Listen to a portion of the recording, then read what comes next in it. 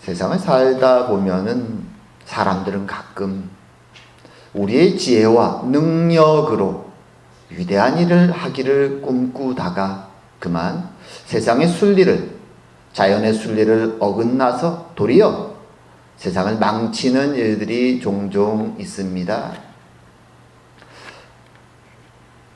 이런 예화가 있습니다. 어떤 왕이 아주 아름다운 정원을 만들었습니다. 거기에는 각종 과수가 있고 꽃이 있고 아름다웠습니다. 아주 흡족해 하는데 어느 날부터인가 참새나 새들이 날아와서 그 과수들을 쪼아먹고 망가뜨리는 것을 보게 되었습니다. 이 왕이 너무 화가 나서 신하들에게 명령을 내리죠. 저 새들을 잡든지 쫓아내든지 내 정원에 못 들어오게 하라. 그래서 신하들이 난리가 났습니다. 매일 감시를 하고 활을 쏘고 사냥을 하고 새들이 오지 못하도록 아주 철저히 막았습니다. 이제 새들이 오지 않자 정원은 아름답고 멋져 보였습니다. 흡족해 합니다. 그런데 조금 시간이 흐르자 새가 없다 보니까 애벌레들이 사방에 기어다니면서 잎사귀를 갈라먹고 나무를 갉아먹고 나무를 죽이는, 정원을 망가뜨리는 모습을 봅니다. 그제서야 왕은 깨닫습니다. 아, 내가 새를 막았더니 이제는 새가 잡아먹던 애벌레들이 내 아름다운 정원을 망치고 있구나. 그래서 그는 후회하며 신하들에게 더 이상 새들이 오는 것을 막지 말라고 명령했다고 합니다. 그리고 시간이 흘러서 순리대로 새들이 날아와서 애벌레를 먹으면서 그 정원은 자신이 원하는 아주 완벽한 깨끗하고 아름다운 정원은 아닐지 모르지만 자연이 어우러진 아름다운 정원의 모습으로 회복되었다고 합니다. 우린 이런 이야기를 종종 여기저기 많이 듣습니다.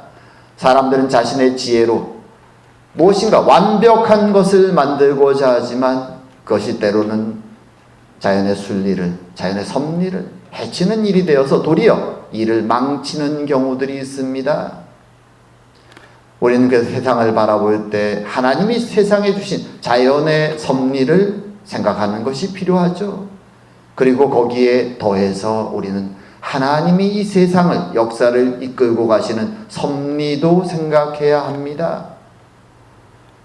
이야기에 나오는 왕처럼 우리도 우리의 지혜와 능력으로 무엇인가를 행하고 이겨나가고 위대한 일을 이룬다고 말하죠. 역사 속에 그런 사람들이 많이 있었습니다. 하지만 그들은 많은 경우 하나님의 섭리와 하나님의 순리를 망치고 도리어 악한 사람으로 평가받는 일들이 꽤 여러 번 있었습니다. 오늘은 우리가 이해할 수 없는, 하지만 역사를 지금도 이끌고 가시는 하나님의 섭리에 대해서 오늘 본문을 통해서 이야기를 나누고자 합니다. 자, 지난주에 살펴본 것처럼 오순절이 되어서 전 세계에서 모여든 유대인들이 예루살렘에 넘쳐났습니다. 그리고 하나님은 그 오순절을 기해서 약속되었던 하나님의 영, 그리스도의 영, 성령을 다락방에서 열심히 기도하고 기다렸던 제자들 위에 내려주십니다.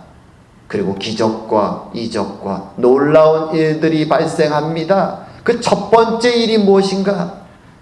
그것은 특별한 방언으로 각 사도들이 동일한 복음의 메시지를 외치는 것입니다. 이 방언은 우리가 흔히 알고 있는 방언과 달리 이해할 수 없는 언어가 아니라 이해할 수 있는 언어였습니다. 하지만 이 방언을 말하고 있는, 이 특별한 방언을 선포하는 사도들에게는 처음 말하는, 자신들이 알지 못하는 언어였습니다. 하지만 그곳에는 이 방언을 알아듣는 사람들이 있었죠. 사도들이 성령의 은혜에 취해서 그들이 은혜 받고 다락방 밖으로 나가서 이제 길에서 아마도 성전 근처에 사람들이 많이 모였을 그 장소에 가서 각자 자신이 받은 은혜의 방언으로 선포했을 때 그 자리에 모인 유대인들은 하나님을 경외하기 위해서 오순절 절기를 지키기 위해서 모여든 경건한 유대인들은 깜짝 놀랍니다. 왜냐하면 그들이 자라난 고향에서 들었던 그 시골 말들을 지금 예수의 제자라고 말하는 갈릴리 시골 사람들에게 말하는 저 제자들이 외치고 있었기 때문이죠. 도저히 이성적으로 이해할 수 없는 기적이 그들의 눈앞에서 이루어지는 모습을 보면서 너무나 많이 놀랐습니다. 그리고 이 놀라운 사건이 바로 교회의 첫 번째 사건이고, 여기에는 하나님의 깊은 섭리와 메시지가 담겨 있습니다. 오늘 이 본문을 보면서 우리가 놀라게 되는 것은 이곳에 모여있는 유대인들이 왔다고 하는 그 출신지들의 위치가 어쩌면 그처럼 세계 곳곳에 다 퍼져 있는가 하는 것입니다. 오늘 본문에 보면 리스트가 굉장히 깁니다. 그 오순절에 모여든 유대인들이 왔다고 하는 출신 지역, 성경에 보면 여러 이름들이 나오는데 지역별로 사실은 엄밀히 보면 구분이 되어 있습니다. 처음에 언급되는 네 이름, 바데인, 메데인, 엘라민, 메소포타미아.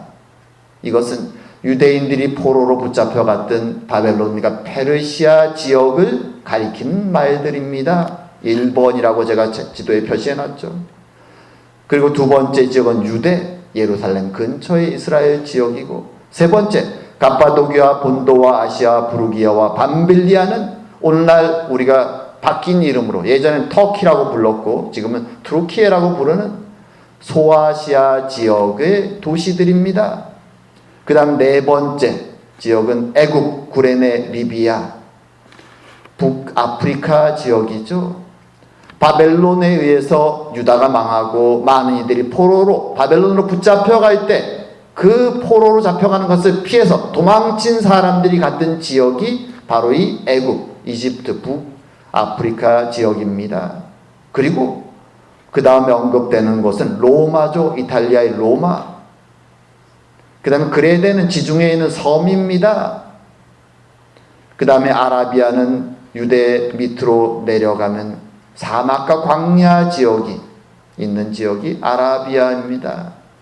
말하자면 그 당시 그들이 생각할 수 있는 전 세계 모든 곳에서 유대인들이 모여든 것이죠. 이걸 보면 우리가 한 가지 의문을 품게 됩니다. 아니, 유대인들이 왜 이렇게 전 세계에 흩어져 있는가? 구약 성경 끝에 가면 어떤 이야기로 끝나는가 하면 포로로 잡혀갔던 사람들이 이제 페르시아 제국이 생겨나고 고레스 황제가, 페르시아의 황제죠, 칙령을 내려서 이스라엘 사람들에게 너희들의 고향으로 예루살렘으로 돌아가서 하나님의 성전을 짓고 이제 거기 돌아가 살아라 라고 명령을 내립니다. 그 고레스 칙령에 따라서 이스라엘 사람들이 돌아와서 에스라와 느헤미야, 이 사람들에 의해서 성전을 짓고 성벽을 재건하고 거기 정착해 사는 이야기들, 그게 구약 역사에 우리가 알고 있는 마지막입니다. 그런데 왜 오늘 본문에 보게 되면 이 초대교회 유대인들은 전 세계에 흩어져 있었던 것일까요? 이것은 사실 엄밀하게 역사를, 성경에는 기록되어 있지 않은 그 뒤의 역사를 살펴보면 그렇습니다.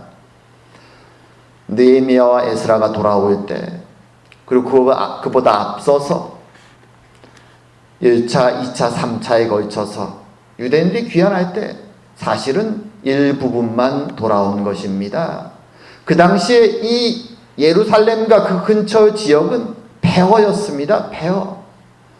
그래서 더 이상 유대인들은 그 땅에 세력이 없고 그 근처에 있던 다른 민족들이 와서 마음껏 자신들의 세력을 펼치고 있었죠. 페르시아 땅의 한 지역에 지나지 않았습니다. 이제 70년이 흘러서 100년이 지나서 페르시아 지역에 잘 정착해 사는데 다시 아무 정처 없이 예루살렘으로 돌아간다는 것은 너무나도 위험이 컸죠. 그래서 정말로 소수의 믿음에 찬 사람들 외에는 많은 사람들이 페르시아에 남았습니다. 이집트로 도망갔던 사람들도 마찬가지입니다. 그곳에서 안정과 평화가, 그런 삶이 주어질 것이라고 생각하고 그들 거기 남아 살았던 것이죠.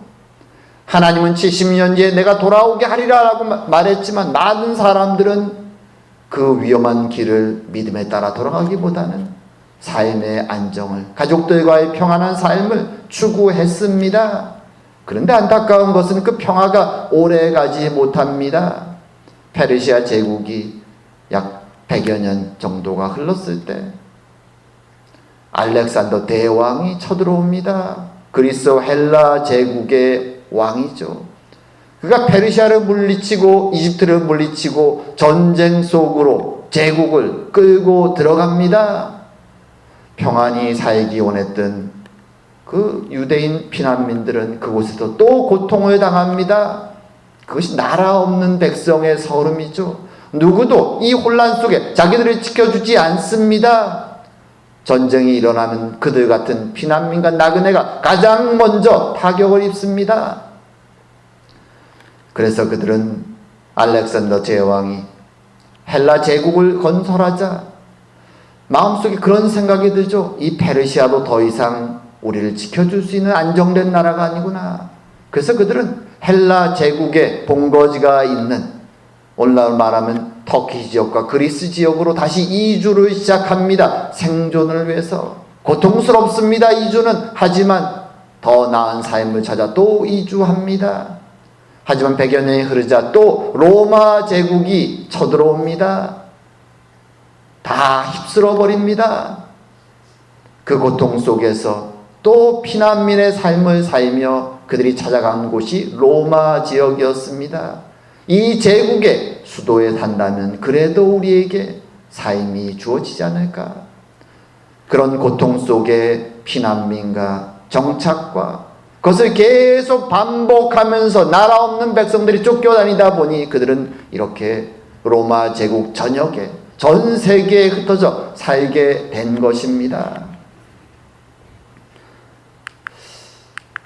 자, 이런 모습을 보면서 우리는 이제 이해하게 되죠. 아, 그렇게 흩어져 살던 유대인들이 그래도 하나님에 대한 믿음을 가지고 있는 사람들이 이곳에 모였구나. 사실 각 지역에 흩어지다 보니 유대인들은 우리가 알고 있는 문제들을 경험합니다. 정체성을 잃어버리는 것이죠. 자녀들은 유대인 말을 더 이상 할 줄 모릅니다. 그저 공용어, 헬라어나 라틴어 정도를 합니다. 그리고 그 지역 시골 말들을 배워갑니다. 하지만 그래도 믿음으로 살기 원하는, 그래서 오늘 이곳에 온 사람들을 경건한 유대인 이렇게 부르는 것이죠. 그들은 믿음을 찾아 예루살렘으로 돌아오는 무리들이 있었습니다. 어떤 무리들은 사실 사도 바울처럼 장기간에 걸쳐서, 사도 바울의 고향도 다소라 그러죠. 터키 지역입니다. 오늘날 믿음을 찾아서 말씀을 공부하기 위해서 온 유학생들도 있고, 그래서 장기간 머무는 사람도 있고, 어떤 사람들은 짧게 한 달, 두 달을 머물기 위해서 오는 사람도 있고, 어떤 사람들은 이 오순절 절기를 기념하기 위해서 오는 사람도 있습니다. 다양한 목적으로 그들은 자신들이 태어나 자란 그 세계 곳곳의 동네를 떠나서 지금 예루살렘에 모여 있었던 것입니다. 그리고 하나님의 놀라운 기적을 경험합니다. 그리고 그들은 감동받죠. 물론 그 중에는 불신하고 조롱하고 놀리는 사람들도 있지만 그 중에 많은 경건한 유대인들은 기적처럼 펼쳐지는 갈릴리 시골의 출신인 그들의 입술을 통해 펼쳐지는, 외쳐지는 자신들의 고향 말 통해서 복음이 선포될 때, 그리고 성령이 그들의 마음을 터치할 때 거기에는 감동이 일어납니다. 회개의 말이 역사가 일어납니다. 능력이 일어납니다. 그래서 하루에 3,000명이 회심하는 놀라운 역사가 일어나는 것이죠. 자, 여기서 우리는 한 가지 또 의문을 품게 됩니다. 하나님은 이제 사도들을 통해서 많은 기적을 일으키십니다. 그리고 많은 이적과 능력을 역사하시죠. 그런데 왜 첫 번째 사역이, 그 사도들을 통한 첫 번째 사역이 이처럼 다양한 언어로 복음을 선포하는 것일까요? 지금 거기에 모여있는 사람들은 공용어가 있습니다. 헬라 제국의 말, 헬라어, 그리스어죠. 그 세계 공용어였습니다. 그리고 그 당시 로마 제국 시대였기에 관공서에서 일하기 위해서는 로마, 라틴어를 또 공용어처럼 쓸 수 있었습니다. 세계에서 모여든 사람들은 그래도 이런 공용어들을 다 알고 있었습니다. 히브리 말은 잊어먹어도 그런 공용어로 할 수 있는데 왜 하나님은 굳이 그 시골 곳곳의 말들을 사도들의 입속에 주셔서 이처럼 선포하게 하셨을까요? 다른 식으로 그들을 감동시킬 수도 있는데 굳이 이 방법을 사용하신 이유가 무엇일까요? 여기에는 하나님의 섭리와 하나님의 계획이 담겨 있습니다. 하나님은 자신이 계획하신 바를 결단코 어기지 아니하시죠. 다양한 언어의 흩어짐이라는 구절을 볼 때 우리가 생각나는 구약의 사건이 있습니다. 바로 흩어짐의 역사죠. 그 옛날 창세기 11장에 가게 되면 그 당시에는 언어가 하나였습니다. 그들은 한 언어로 모여서 하나님을 대적해서 아무리 홍수가 나도 더 이상 흩어지지 않을 그런 위력의 거대한 바벨탑을 짓기 시작합니다. 하지만 그들을 보시고 하나님은 분노하시고 이렇게 하나님이 말씀하십니다.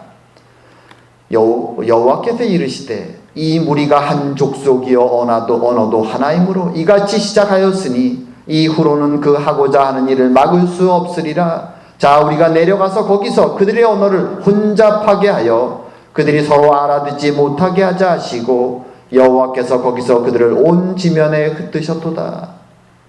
바벨탑 사건입니다. 하나님은 이미 타락한 인간이 더 큰 악을 한 언어로 더 큰 악을 행하는 것을 막으시기 위해서 그들에게 언어를 혼잡케 하셨고 언어별로 각자 전 세계에 흩어져 살게 하셨습니다. 하나님의 심판의 결과였고 한편으로는 하나님의 긍휼의 결과였습니다. 그리고 또 한 가지, 이스라엘 백성들은 사실 출애굽해서 가나안 땅에 들어갈 때부터 하나님은 경고하셨습니다. 너희들이 언약을 지키지 않으면 너희들을 내가 이 약속의 땅에서부터 추방하여 흩어버릴 것이다. 하나님의 무수히 많은 경고에도 불구하고 이스라엘은 불순종했고 약속의 땅에서 추방되어 포로로 끌려갔고 전 세계에 흩어집니다. 아마 흩어지면서 그들은 하나님을 원망했을 것입니다. 하나님, 이제 회개합니다. 제발 회복시켜 주십시오. 왜 우리의 고통이 400년, 500년이 지나도 끝나지 않습니까? 제발 이제는 돌이키셔서 우리를 회복시켜 주십시오. 그들은 쫓기고 안정을 찾고 평화를 찾으며 전 세계로 흩어져서 원래 하나님이 주셨던 히브리어도 잊어버리고 그저 각 지역에 맞춰서 살아가는 것입니다. 도대체 그들의 머리로는 이해할 수 없는 이 일들이 계속되는 것을 답답해하면서 그럼에도 불구하고 하나님을 부르며 그들은 살아왔던 것입니다. 하지만 여기에는 하나님의 섭리가 있었습니다. 하나님은 하나님의 시간에 하나님의 때에 흩으신 그들을 다시 모으실 것을 계획하고 계셨습니다. 많은 내용들이 있지만 특별히 이사야 선지자 11장에 가면 이렇게 예언의 말씀을 선포합니다. 그날에 이새의 뿌리에서, 이새는 다윗의 아버지죠. 이새의 뿌리에서 한 싹이 나서 만민의 기치로 설 것이요, 예수님을 의미하는 것입니다. 열방이 그에게로 돌아오리니 그가 거한 곳이 영화로우리라. 그날에 주께서 다시 그의 손을 펴사 그의 남은 백성을 아수르와 애굽과 바드로스와 구스와 엘람과 시나일과 하맛과 바다 섬들에서 돌아오게 하실 것이라. 하나님의 계획이죠. 심판으로 흩으신 그들을 하나님의 때에 하나님의 구원이 완성될 때 다시 돌이키시기 원하시는 것입니다. 성경 마지막 계시록에도 사도 요한을 통해서 이렇게 말씀하십니다. 이 일 후에 내가 보니 각 나라와 족속과 백성과 방언에서 아무도 능히 셀 수 없는 큰 무리가 나와 흰옷을 입고 손에 종려가지를 들고 보좌 앞과 어린 양 앞에 서서 큰 소리로 외쳐 이르되 구원하심이 보좌에 앉으신 우리 하나님과 어린 양에게 있도다. 아멘. 하나님은 인간의 악함을 보시고 언어를 혼잡게 하시고 흩으셨습니다.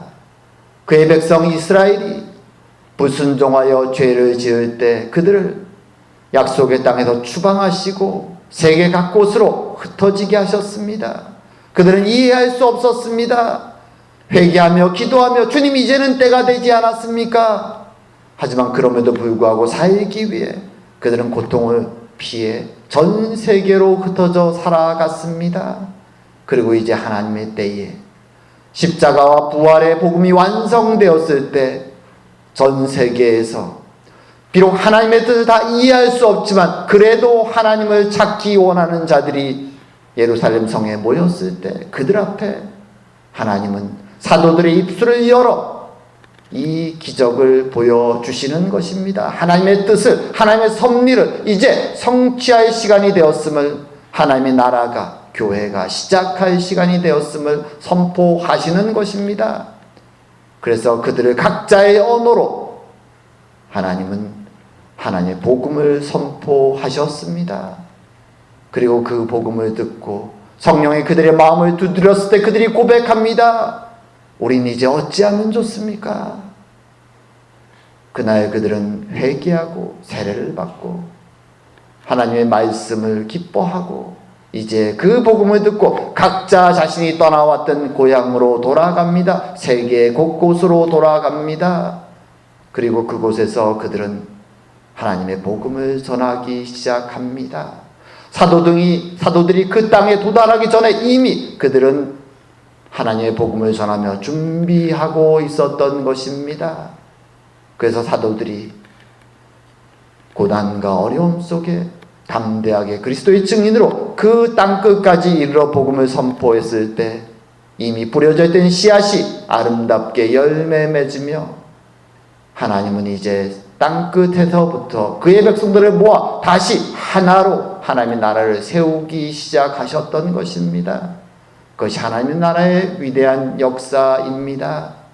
하나님의 섭리입니다. 하나님이 약속하신 바를 1.1획도 흩으심이 없습니다. 반드시 성취합니다. 때론 인간의 악함과 타락함이 그것을 방해한 것 같지만 하나님은 일하기를 멈추지 아니하십니다.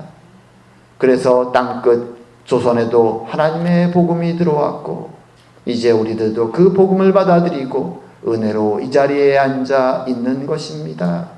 하나님은 흩어진 자들을 다시 하나님의 때에 하나님의 나라로 모으고 계신 것입니다. 이제 말씀을 정리할까 합니다.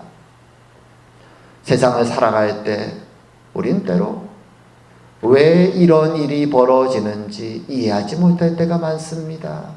주님, 왜 이 고난이 나에게 옵니까? 왜 저를 이곳으로 데리고 오셨습니까? 우린 이해하지 못할 때가 많습니다. 하지만 우리 뒤에는 하나님의 섭리가 있습니다. 연약하고 부족한 우리를 사용하셔서 하나님 나라의 일을 한 발짝 한 발짝 이루어 가시는 하나님의 섭리가 있습니다. 그분은 우리의 손을 붙잡고 동행하시며 그 일을 완성하실 것입니다. 참으로 그 하나님을 의지하며 하나님의 섭리를 믿고 의지하며 날마다 기도하고 말씀을 보며 주의 백성으로 이 마지막 때 세상을 힘있게 살아가는 저와 여러분 되기를 주의 이름으로 축원드립니다. 기도드리겠습니다. 사랑과 은혜의 하나님 아버지, 참으로 세계 곳곳에 흩어져 고통 속에 살아가던 그의 백성들 앞에 하나님의 계획과 하나님의 구원과 하나님의 은혜를 선포하신 하나님, 참으로 감사드립니다. 우리는 하나님의 뜻을 다할 수 없사오나 신실하신 하나님은 멈추지 아니하시고 하나님의 계획을, 구원의 계획을, 흩어진 모든 자들을 하나로 모으시기 원하시는 하나님의 위대한 구원의 계획을 쉬지 않으시고 행하고 계심을 우리에게 선포하여 주시니 감사드립니다. 그 은혜로 우리가 지금 이 자리에 모여 주를 찬양하고 있음을 알기에 주님 감사드립니다. 지금도 우리를 위해 기도하시고 쉬지 아니하시는 주님, 오늘도 우리 마음속에 감동 주시며 우리가 주의 백성으로 주님 만날 그날까지 참으로 말씀과 기도로 하루하루를 살아갈 수 있는 은혜를 주님 허락하여 주시옵소서. 오늘도 같이 하시고 은혜 주심을 감사드리오며 모든 말씀 예수님 이름으로 기도드립니다. 아멘.